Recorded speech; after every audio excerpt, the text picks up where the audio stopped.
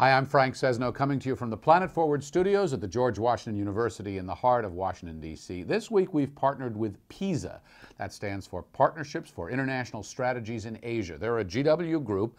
They gather advocates and experts, and they convene to contemplate how we're going to build to adapt to a changing planet.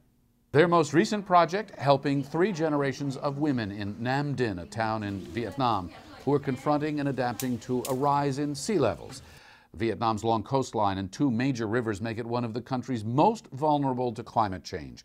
In the lifetimes of these women, Vietnam's summers have warmed, their natural disasters have increased, bringing with them the salination of water and land that's used for their rice crops. The secret weapon here? Well, take a look. See how these women are using their ancestors' oldest trick to adapt to their changing environment. Farming is very difficult. Although this year we got a good crop, for the past few years, growing rice has been very difficult due to natural disasters. Phan Thi Tu and her mother sift rice as their family has done for generations. When I was small, the weather in winter was not as cold. Now it is very cold and the summer is hotter and hotter.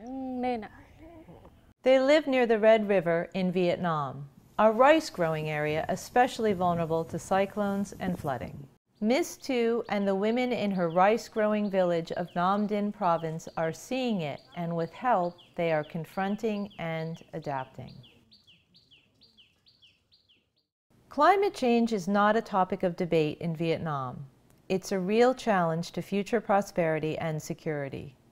PISA, a non-governmental organization housed at the George Washington University, has a long history of working in the region as a trusted partner able to share local climate change strategies with government.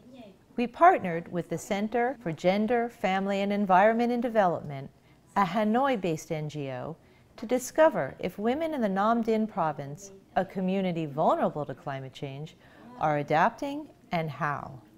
One adaptation strategy: limestone powder. When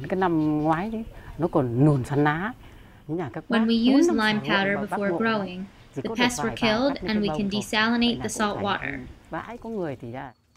Limestone paste assists with desalination. Saltwater incursion often accompanies storms and poses a threat to rice cultivation. The women say it's effective and low cost. It's a method their grandmothers used.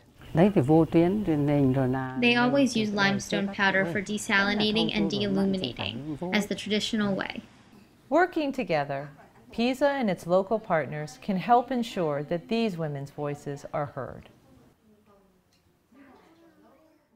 Want to talk to the folks who run PISA? Check out our Ask an Expert page and ask a question of its director, Linda Yarr. And what's your innovation?